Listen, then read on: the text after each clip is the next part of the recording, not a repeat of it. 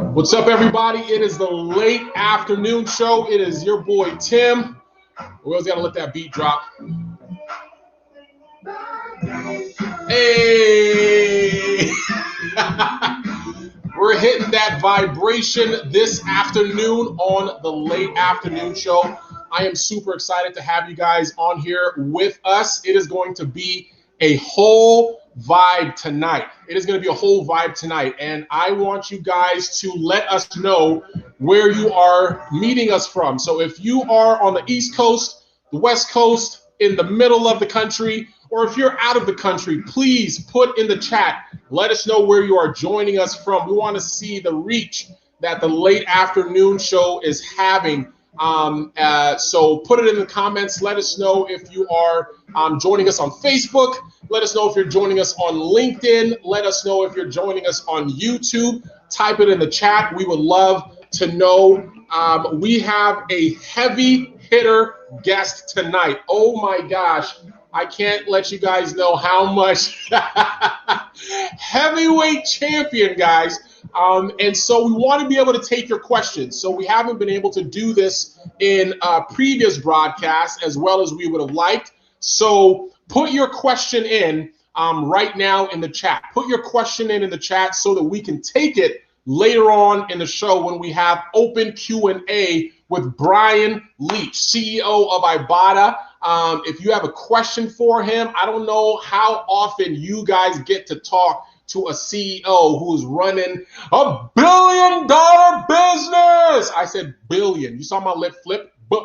Billion. Yes, that is the type of heavyweight we have today. So if you have a question, please type it in the chat so we can get to that later on in the show. But like on every show, we got to start off with some cheese. We got to start off with some corniness. We got to get these jokes out. We got to talk about the holidays. You can see my nicely manicured holiday tree here. This is as big of a tree as we're doing this year. When you have kids and you have a house and you have all these different things, I don't have time to be running around trimming trees and cleaning up the spikes off the floor. But we do have some good news, right? In the midst of this pandemic, with all of the cases rising across the country, it is not fun news, but we got some good news, right? We got a vaccine that has been approved and some folks are taking it. We have a 90-year-old lady out in Europe who has already taken it. She was the first one. Always got to give it to Europe for being first movers all the time. But we're going to get it stateside. And you guys might have heard the news. We got Barack Obama, Bill Clinton, and Bush that said when the vaccine comes, they're going to take it on TV to stir up the faith in the vaccine. Reminds me of the story in the Bible, the nativity story. Jesus came in, he's the gift, and there were three guys that came through, the three wise men that came bearing gifts. So I don't know if Barack, Bill, and Bush are the 2020 version of the three wise men giving the gift of confidence to these folks. But, you know, as I was kind of doing this Christmas research and finding some content to share with you guys, I found out that Santa, he used to be an Apple guy. Santa Claus used to be an Apple guy. He is now a Microsoft guy. How do we know? It's because he used to use chimneys, but now he uses windows. Come on, you got to give me that one. You got to give me that one. My man is using Windows out here. But guys, without further ado, we want to make sure that we have the time to hang out with Bryan Leach. We're going to do a lot of his introduction when he comes on. You might have seen the promo. He is running Ibotta. He is running a $1 billion consumer tech company. He is running one of the fastest growing companies in the country, one of the best places to work, like 3 or 4 years running. Guys, I want you guys to put the clapping emoji in the chat. I want you guys to smash that like button. We are about to bring on. Hey, there he goes. There he goes. It's Bryan in the house. It's Bryan in the house. That's right, Tim. That's impressive, man. What is up? How you doing, man? Thanks for having me, man. Thanks for having me. Oh man, we are super excited to have you. For folks that don't know, this is Bryan Leach. He is based in Denver, Colorado. And funny story, I'm going to tell you guys a story of how Bryan and I met. It is actually, Bryan, do you remember? I want to hear your version of it. I'll see if it compares to mine. So my wife and I were just coming back from our honeymoon. We went to where did we go to? Dominican Republic, and I don't remember if we were going to or coming back. I think we were coming back, and so newlyweds, honeymooning, header in the clouds, and I don't know who booked the tickets. It was probably me that did not book our tickets, get the cheap seats, and they give you your seats. So we weren't sitting next to each other, and so we get to our seats and we're not sitting next to each other. And there's a gentleman who was sitting, I think he's either sitting next to me or sitting next to my wife. What's up, kids? Go upstairs, go upstairs. And he was so kind. He's like, hey, do you want to sit, do you want to sit with your wife? I said, absolutely. Thank you so much, sir. That's very kind of you. And I just recognized his face. Like, I was like, man, I feel like I've seen this face somewhere before. So literally on the plane, I think I buy the internet to be able to use Google and search. And I'm like, man, where have I seen this guy before? And I'm searching Denver Post, and I'm searching different things. And there, his picture pops up, young CEO, new tech company, Bryan Leach. I was like, I showed it to my wife. I was like, babe, that's Bryan Leach. That's the guy from the company in Denver. And so we landed, and I found your information somewhere, and I shot you an email just thanking you so much for your graciousness. And then we've been in touch ever since. It's true. It's been great to stay in touch. I've heard some of your business ideas over the years, and it was sad to lose you lose you from Denver, but we're happy to be staying in touch. 100%, man. So Bryan, real quick, we want to give you a chance to kind of introduce yourself and what it is that you do. You're very used to pitching yourself, as a startup, as an entrepreneur, you're good at the elevator pitches. So let's just say you are trying to pitch me. You see this guy in this nice burgundy sweater, it's like, oh, he looks like money. Let me try and tell him a little bit about what we're doing. Maybe we can get that next stage investment. So how would you pitch yourself? Bryan?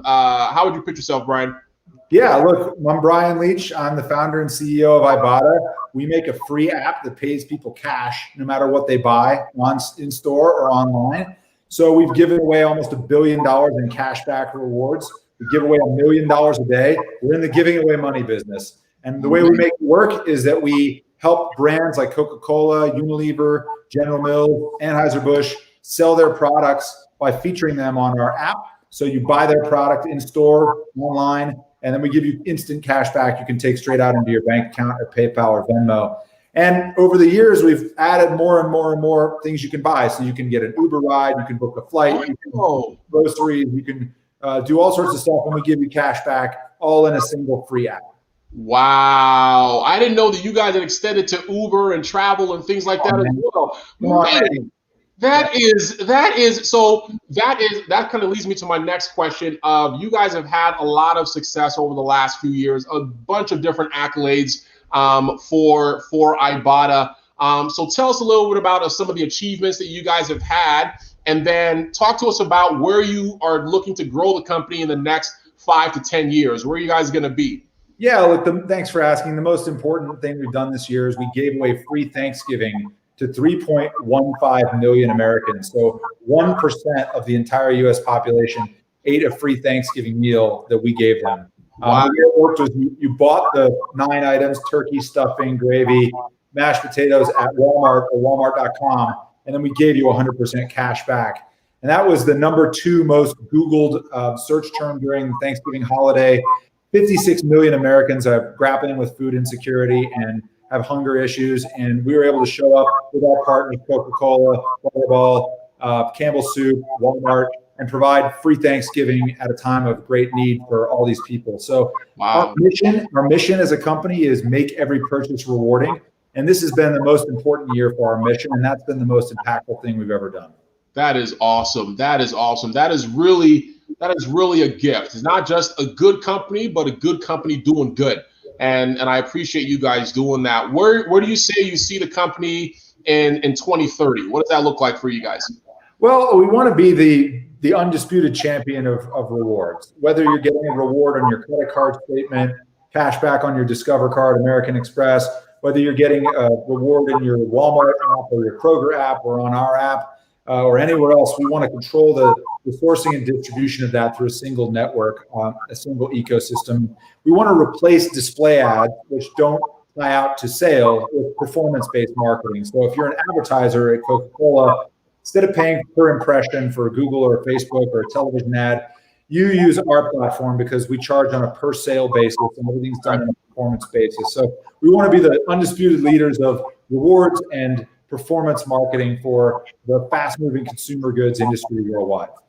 That's good. And how do you have any competition in the space, or are you guys blowing them out of the water? No, we have plenty of competition. In the online side, there's retail cashback like Rakuten, if you've heard of them, or Money, if you've heard of them, they're competitors.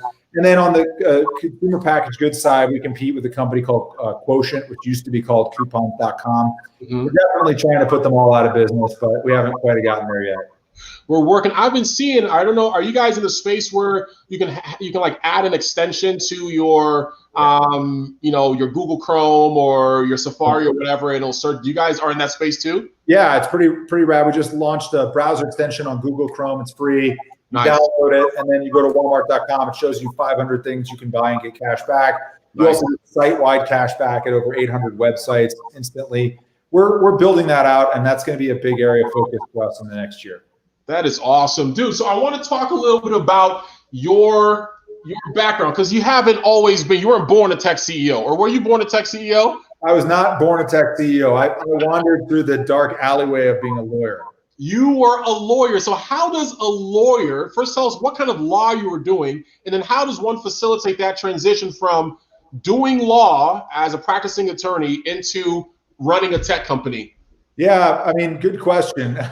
I watched A Few Good Men when I was a kid, and I thought that's what it was like to be a lawyer. Tom Cruise and A Few Good Men. Mm-hmm. Yeah, it turns out to be a little different, a little more paperwork, a little more research. I went to law school. I ended up getting the good fortune of working for one of the Supreme Court justices, and so I focused on constitutional law and actually wrote opinions, showed up, watched oral arguments, watched the Supreme Court work behind the scenes. Super cool experience. And then I became a trial lawyer, and I tried cases. So I represented clients all around the world that international law, so contract disputes in London, Paris, China, Japan, etc. But I really didn't like the practice of law because it wasn't enough interpersonal interaction. It was too much kind of lock yourself in a room, write a brief. And I was missing that personal contact. And I enjoyed pitching myself as a lawyer. And then if I was successful landing the business, I wanted to hand that off and take another case. So I realized that as somebody who likes presenting in court, it's kind of like that when you're presenting an idea or pitching an idea or pitching a client. And so I quit. One day I went home and told my wife, I just made partner at the firm the previous year.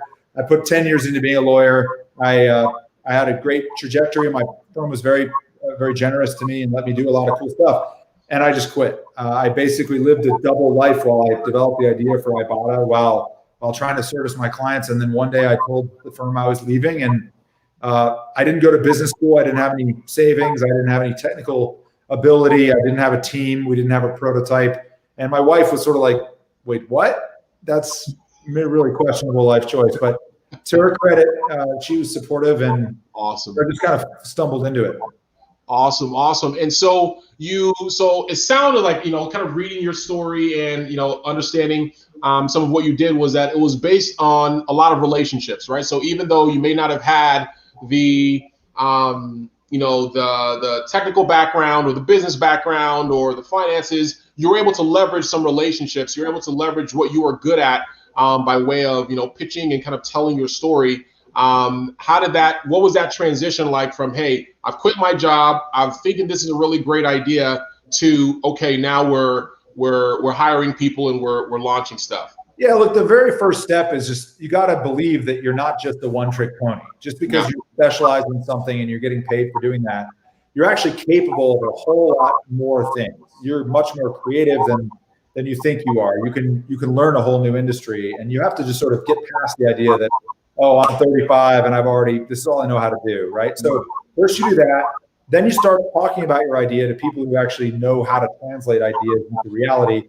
You start just drinking from the fire hose. Like, what products are out there? What are the pain points? What are the gaps? You start to hear the same things until you realize you're kind of onto something. And then when you go to talk to investors, you learn the hard way, which is you do your best, and then they tell you no. And then I probably had 100 funds tell me no, they didn't want to invest.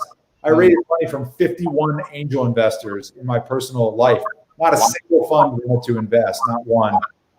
And that was just about them, knowing that I had a track record of hard work and achievement in my field. And ultimately, they were betting small amounts of money that they could afford to lose. And I was able to stitch together a sort of a seed round that way. But I also had a lot of privileges and opportunities. I was fortunate to go to college, to law school, to have friends from graduate school who were some of my first investors. I sort of say it, often as a sort of cisgender white male who went to Harvard and Oxford and Yale. I had a certain tailwind. Honestly, it made it a lot easier for me to get in the door than some other people, and then it was just hustle from there. Yeah.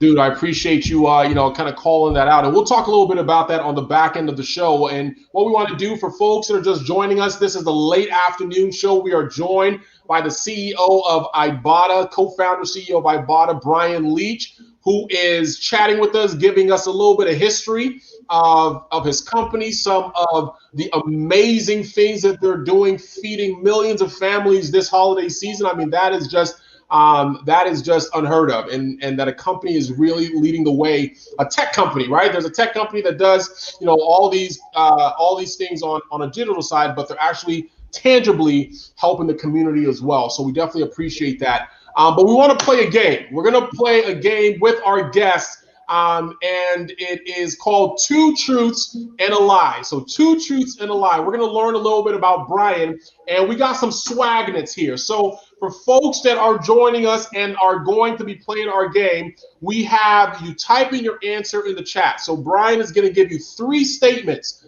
3 statements. 2 of them are true. 1 of them is a fallacy. False. I object. That is not true. So you have to figure out which one is false, and you type it into the chat. Whoever gets it right first gets a chance to win some of this Mr. Meaningful Work swag. So that's the motivational happy face, Mr. Meaningful Work there. We got the Meaningful Monday, that Monday show where I just kind of recount everything that I did the week before and what my lessons learned. Meaningful Monday calendar there. And if you can't get enough of this, you also have the Mr. Meaningful Work swag sticker there. So type it in the chat. We're going to put the music back on just a little bit. And Bryan, give us your 3 statements, 2 truths and a lie. And folks, type it in the chat as quickly as you can to win that prize. All right, y'all ready? Let's go. Let's go. This is legit. I take a lot of pride in this, so let's see who can get it. All right, statement number 1. When I was born, my father was working at a car dealership in Nairobi, Kenya. That is extensive. So that's what? Statement number 2. In college, I won a national baking contest. Guys, this is all surprise for me too, so I'm learning as well. Statement number 3. Prior to becoming a lawyer, I was in the cast of a traveling drag show. So let's go over those statements again. Number 1, before he was born, his dad was a car dealer. Working at a car dealership in Nairobi, Kenya. Working at a car dealership in Nairobi, Kenya. Number 2.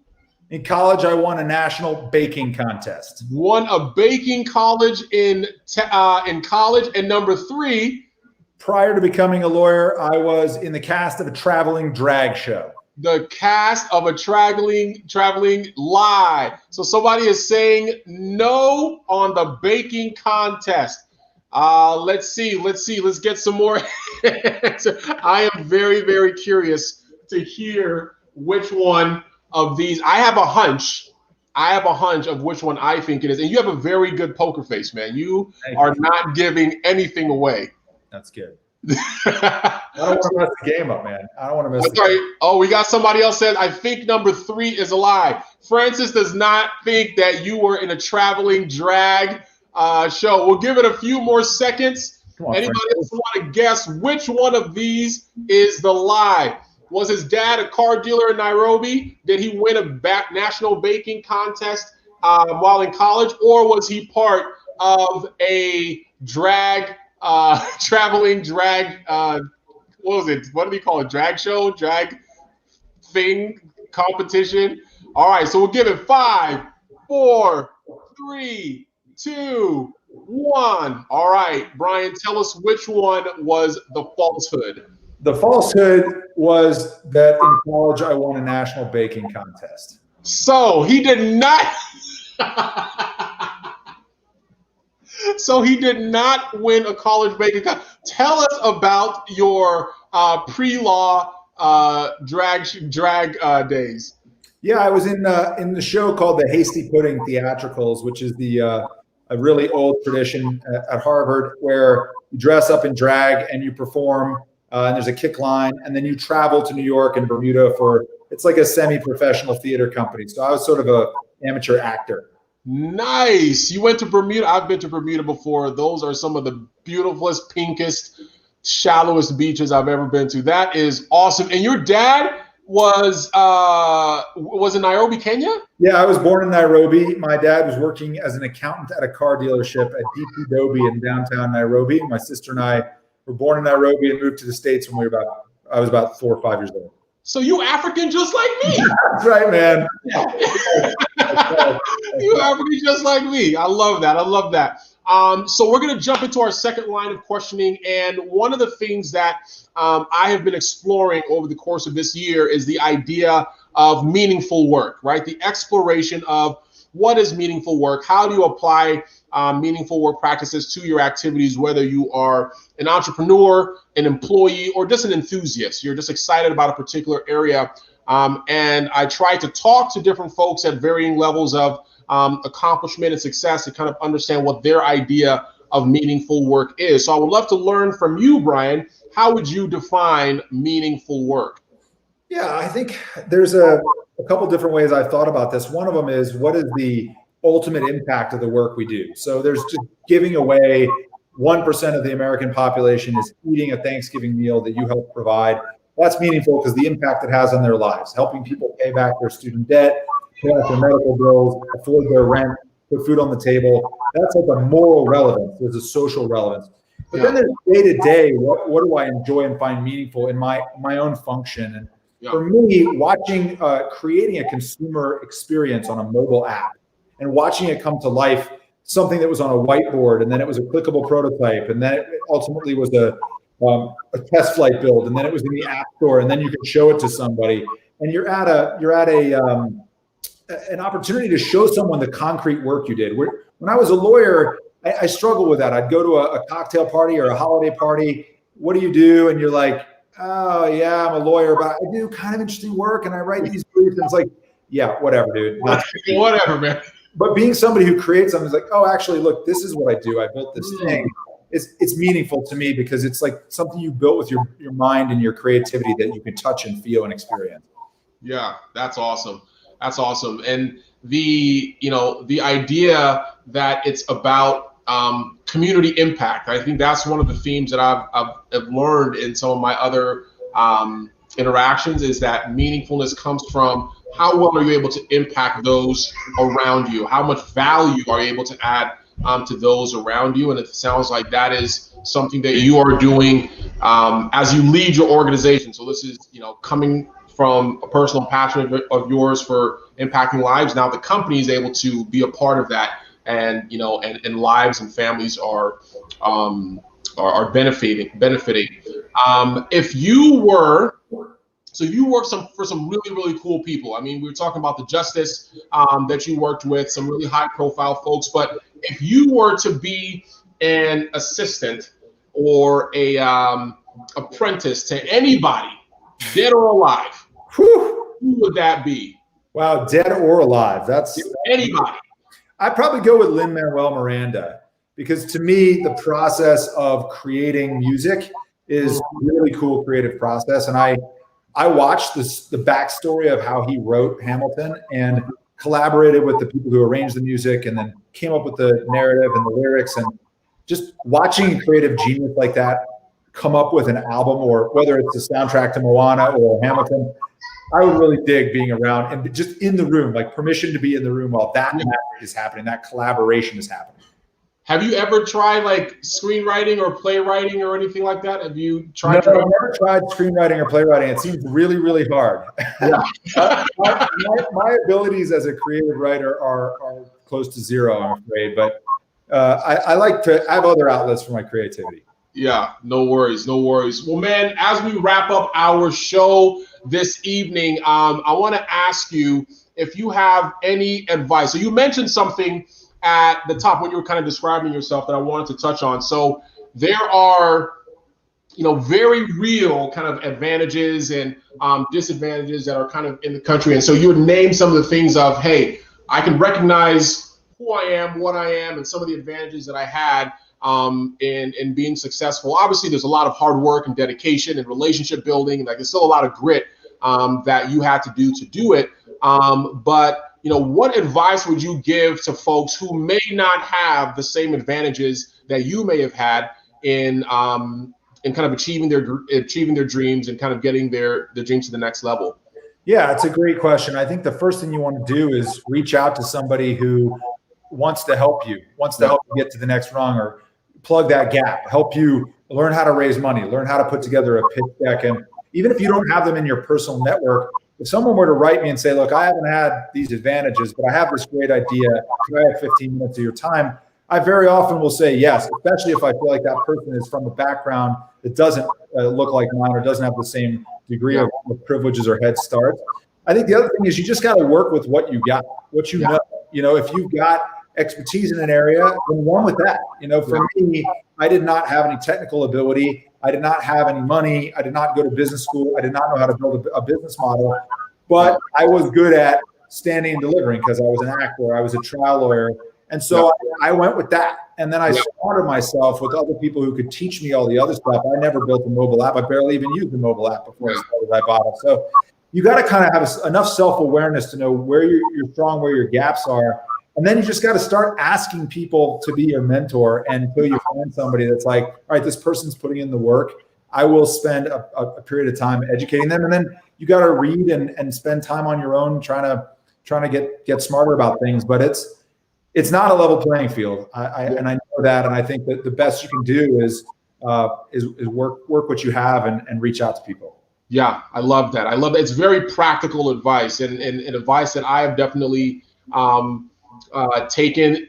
The way that we have the relationship is, me being able to reach out and get some of your thoughts and advice on some of the things that you were able to put me in connection with some other folks that furthered that as well. And, tomorrow, what I'm going to do is I'm going to put together kind of key learnings, like the top 3 things. And this is definitely going to be part of the key learnings from tonight's show of for folks that are trying to figure out how to get to that next level, but are kind of in a place of, well, I don't have all the advantages that maybe others may have. Hey, find the folks that do and connect with them and, kind of put yourself out there from a mentoring standpoint. But at the same time, don't operate from a place of lack. Operate from a place of, hey, I do have something, right? I'm good at talking. I'm good at presenting. I'm good at hospitality. I'm good at, whatever it is that you are good at. Leverage those strengths, build those out, and then the gaps that you feel that you have, reach out to folks. And like we found out, folks are happy and willing to help out. Like if they see somebody that's really putting themselves out there and asking for that help, folks want to help and folks want to assist and pay it forward or get somebody to the next level. Right. No. Yeah. Well, man, that is the bottom of our time. Bryan, I really appreciate it. If you guys have any questions for Bryan, he is on LinkedIn. He is active on LinkedIn, so he's posting, he's commenting, he's replying. So if there's anything that comes to mind that you want to share or ask or anything like that, I'm sure you can find him and he will be happy to respond. He's very personable, very approachable. One of the other things before we sign off that I really appreciated that just shows Bryan's commitment to community. When this whole COVID pandemic happened, he put together this team of folks, these Monday calls to kind of share learnings and share updates and and just really kind of a group think of, what's going on, what can we do in different industries. That was really helpful for me. I mean, coming from a healthcare industry, to be able to see a tech company kind of leading the way on, hey, how do we bring people together to share best practices, and because we're all going through this thing together.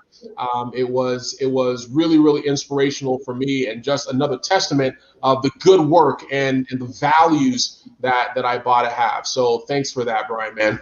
Thanks for having me, Tim. It's awesome to be part of this. Thanks to everybody for tuning in. Absolutely. Well, that is the bottom of our show, guys. We appreciate you. Join us next week for another late afternoon show edition. We are signing off.